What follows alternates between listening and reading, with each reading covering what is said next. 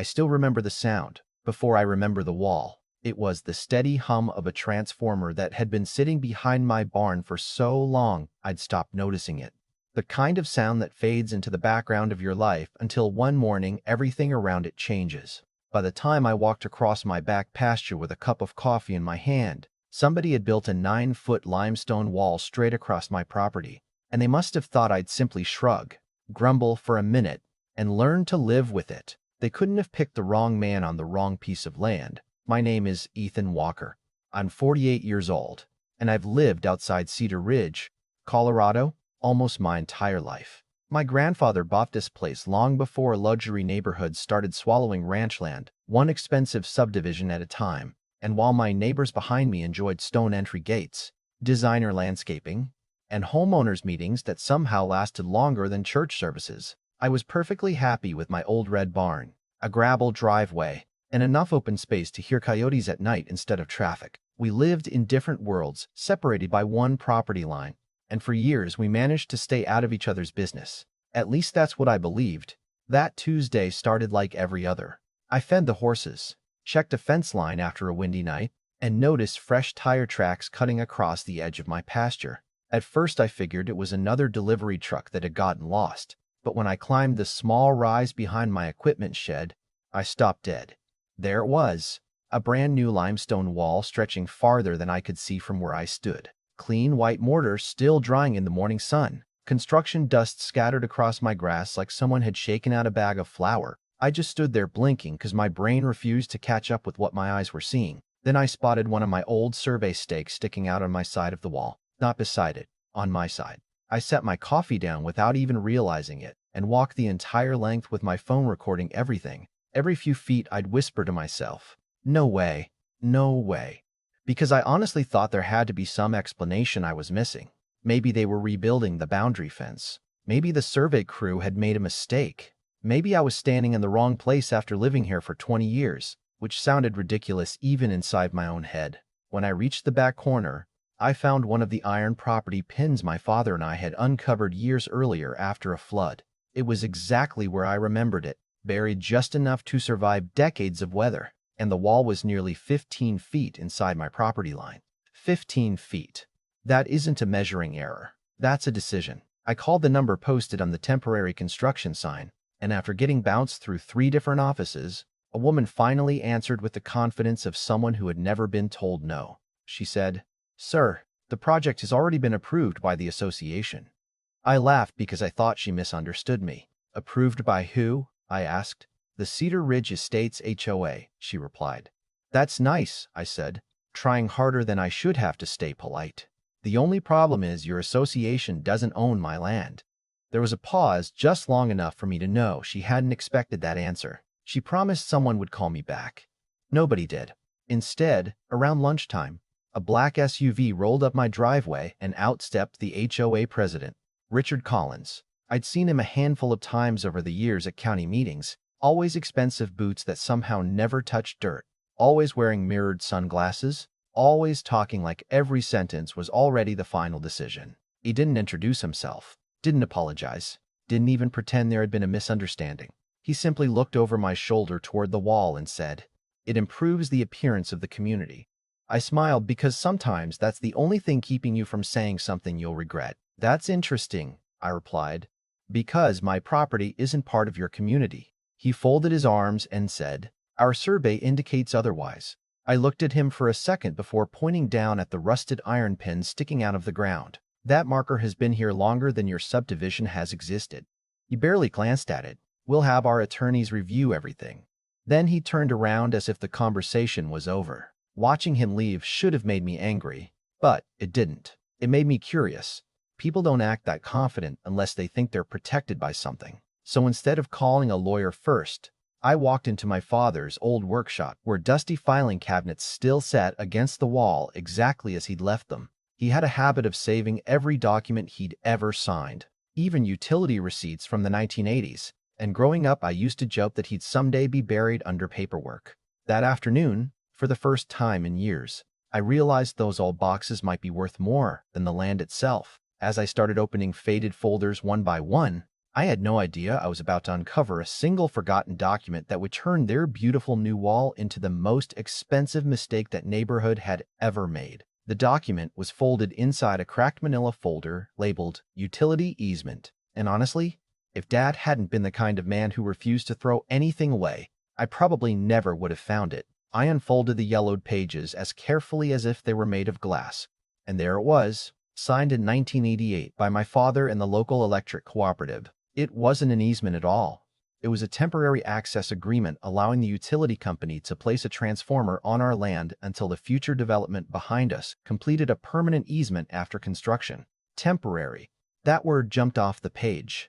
There were handwritten notes in my father's unmistakable block lettering along the margin that simply read, "Permanent easement to be negotiated before subdivision turnover." I sat there for a long minute staring at those words. The subdivision had been finished for decades. Houses had changed owners. Presidents of the HOA had come and gone. Landscaping had matured. Property values had tripled. But apparently nobody had ever completed the legal paperwork. They had simply acted as if temporary had magically become permanent because enough years had passed. I called the electric cooperative the next morning and asked if they had a recorded easement on my parcel. The woman was polite, placed me on hold twice, then came back sounding noticeably less confident. "Sir, I'm not seeing one." I asked her to check again. She did. Same answer. By then, my curiosity had turned into something else. I wasn't looking for revenge anymore. I wanted to understand how something this important had slipped through the cracks. So I hired a licensed surveyor to confirm the boundary and an independent electrical consultant to inspect the transformer site. Neither one knew anything about my argument with the HOA. I wanted opinions based only on facts. 3 days later, the surveyor drove wooden stakes into the ground with bright orange flags running exactly along the legal property line. The limestone wall crossed well inside it, just as I'd suspected. Then the electrical consultant walked around the transformer with a measuring tape, stopped beside the new wall, looked back at me, and quietly said, "Whoever approved this is going to have a really bad week." I asked him what he meant. He pointed toward the wall. "Minimum clearance isn't even close. This structure shouldn't be anywhere near energized equipment like this." He explained the safety regulations, emergency access requirements, maintenance clearances, and liability issues in language even I could understand. The wall hadn't just crossed onto my property. It had created a code violation around the very transformer supplying electricity to the entire subdivision. Suddenly, everything clicked into place. They hadn't simply built on my land. They had boxed in infrastructure they didn't legally control. I could have marched straight into court, but lawsuits take months, sometimes years. Safety violations don't. Instead of hiring litigators, I hired an electrician. We installed a master disconnect on my property exactly where the cooperative instructed us it could legally be placed. Every permit was filed. Every inspection was documented. Every photograph was timestamped. I recorded survey stakes, property pins, transformer distances, copies of the agreement, county parcel maps, everything. My attorney smiled the first time he reviewed the folder. "I've seen clients come in with stories," he said. "You showed up with evidence." Even then, he warned me not to make threats or demands. "Let the facts do the talking," he said. That advice ended up being worth every dollar I paid him. Before touching anything, I contacted county code enforcement and submitted the survey, inspection reports, and photographs. 2 inspectors arrived the following afternoon. Neither of them looked particularly excited to spend the day in 98-degree heat, but that changed the moment they walked behind the transformer. One of them pulled out a tape measure, the other started taking pictures without saying a word. I watched them exchange the kind of glance professionals give each other when they realize a situation is much worse than expected. One inspector finally looked at me and asked, "When was this wall built?" "Earlier this week," I answered. He slowly shook his head. "It shouldn't have been." They left without making promises, but I could tell they were already writing reports in their heads. The following morning, I received confirmation that the violation was officially under review. That was the moment I made my decision. Not because I wanted anyone punished, but because I wasn't willing to accept responsibility for equipment sitting on my property under conditions that violated electrical safety codes. I called the electric cooperative again, explained that unauthorized construction had compromised required clearance around equipment located on private land without a recorded easement, and asked for written guidance. Their engineering department responded within hours. Until the safety issue was corrected, They recommended de-energizing the transformer if legal access could not be maintained. Reading that email, I realized something important. This wasn't me shutting off anyone's power. This was me refusing to carry legal liability for someone else's decisions. There is a huge difference. Early Friday morning, with licensed electricians present and county officials already aware of the inspection, the disconnect was opened. The hum I'd heard nearly every day of my adult life faded into silence. It wasn't dramatic. There were no sparks, no explosions, no movie soundtrack, just quiet. About 15 seconds later, I heard garage doors stopping halfway through their cycle somewhere beyond the wall. Then security alarms, then barking dogs. Within minutes, the subdivision looked like someone had pressed pause on modern life. Automatic gates froze. Landscape fountains stopped flowing. Air conditioners fell silent under the July sun. By the end of the first hour, pickup trucks were circling the neighborhood while confused homeowners stood outside checking breaker panels that had nothing to do with the real problem. Around noon, Richard Collins came flying up my driveway so fast gravel sprayed across the grass. He climbed out before the SUV had fully stopped, his face already red. "Did you cut the power?" he shouted. I looked at him calmly and said, "No, Richard. Your wall did." He jabbed a finger toward the transformer. "Turn it back on." I handed him the same folder my attorney had organized the day before. Survey maps, county records, the temporary agreement, inspection reports, clearance measurements, engineering correspondence, GPS photographs. He flipped through the pages faster and faster until finally he slammed the folder shut. "You're trying to blackmail this association." I couldn't help smiling. "No," I answered quietly. "I'm complying with electrical safety requirements. If you think those are the same thing, that's not my problem." For the first time since this entire mess started, the confidence disappeared from his face. He looked past me toward the transformer, then back toward the subdivision where dozens of homeowners were now gathering in the streets, asking questions he could no longer answer. That was the exact moment I realized the fight had shifted. It wasn't Ethan Walker against the HOA anymore. It was the HOA trying to explain to hundreds of frustrated residents why a wall they never needed had just exposed decades of paperwork that should have been finished before many of them had even bought their homes, and things were about to get much, much worse. By late afternoon, the county inspectors came back, this time with 2 additional officials and a representative from the electric cooperative, and the atmosphere had completely changed.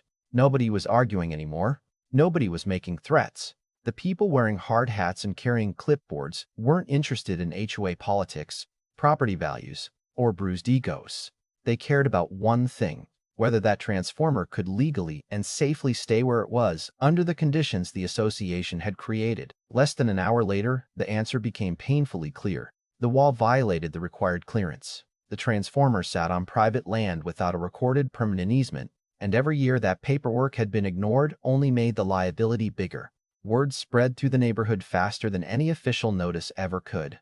Homeowners gathered at the entrance asking questions. Local contractors whispered among themselves. And Richard suddenly found himself explaining the same story over and over to people who had paid hundreds of thousands of dollars believing their HOA knew what it was doing. Then came the real punch. Their insurance carrier reviewed the inspection reports and informed the association that the missing easement and the safety violations represented a serious exposure. Premiums would increase dramatically unless the issue was permanently resolved, and the electric cooperative estimated that relocating the transformer entirely onto HOA-owned property would cost close to $1 million. You could almost feel the panic settling over that board. Up until then, they had treated me like an annoying landowner standing in the way of a landscaping project. Now they were looking at a financial disaster that reached far beyond one wall. 2 days later, Richard came back, but this time he wasn't alone. He arrived with 2 attorneys, and the difference in his attitude was impossible to miss. He didn't storm out of the SUV. He didn't point fingers. He walked slowly across my driveway, took off his sunglasses, and simply asked, "Can we sit down?" We ended up talking at the old picnic table beside my barn, the same place where my father and I used to drink iced tea after fixing fences. One of the attorneys admitted they had searched every county record they could find and still couldn't produce a valid easement. The other asked what it would take to resolve everything without years of litigation. I slid a folder across the table. Inside was a proposal my attorney and I had spent the weekend preparing. It included compensation for decades of unauthorized use of my property, a properly negotiated long-term easement moving forward, reimbursement for legal expenses, immediate removal of the wall, and a clause requiring my written approval before any future construction could take place near the transformer corridor. Richard stared at the numbers for a long time before quietly saying, "This is expensive." I looked him in the eye and answered, "No. Expensive is everything that happens if we don't solve this today." One of his attorneys slowly nodded because he already knew I was right. Between potential relocation costs, insurance increases, county penalties, engineering work, legal fees, and the possibility of lawsuits from homeowners affected by the outage, my proposal had become the least expensive option left on the table. Sometimes people mistake fairness for weakness. They assume that because you're calm, you'll eventually give in just to avoid conflict. But staying calm doesn't mean giving up. Sometimes it simply means you've done your homework before anyone else realized there would be a test. By sunset, the agreement was signed. That same night, contractors returned with floodlights and heavy equipment. And just after midnight, I watched the first section of that limestone wall come crashing down. The sound echoed across the pasture, and I won't pretend I didn't enjoy hearing it. It wasn't because I hated my neighbors. Truthfully, most of them had no idea what their board had done. It was because that wall had been built on the assumption that ordinary people wouldn't fight back if someone with enough money and confidence told them they didn't have a choice. They were wrong. Early the next morning, after inspectors confirmed safe access had been restored, the transformer was energized again. The familiar hum returned, almost exactly the way I'd heard it thousands of times before, except now it meant something different. Every time I hear it today, I'm reminded that property rights aren't protected by how loudly you argue. They're protected by knowing your records, respecting the law, and refusing to let intimidation replace facts. Richard and I haven't spoken much since then. We nod if we happen to cross paths. Nothing more. Maybe that's for the best. Not every story needs a friendship at the end. Sometimes the best ending is simply mutual respect, earned the hard way. Looking back, I realized this was never really about a wall. The wall was just the spark. The real problem was years of shortcuts, assumptions, and people believing nobody would ever notice a missing signature buried inside an old file cabinet. So now I'm curious what you think. If you discovered that someone had quietly built on your land and decades of neglected paperwork suddenly put all the leverage in your hands, would you have handled it the same way? Or would you have made a different choice? Let me know in the comments, because these situations are never as simple as they look, and I'd genuinely like to hear where you think the line between protecting your rights and going too far should be. And if you enjoy real stories about property disputes, HOA conflicts, and ordinary people standing their ground through patience instead of panic, don't forget to like the video, subscribe to the channel, and I'll see you in the next story.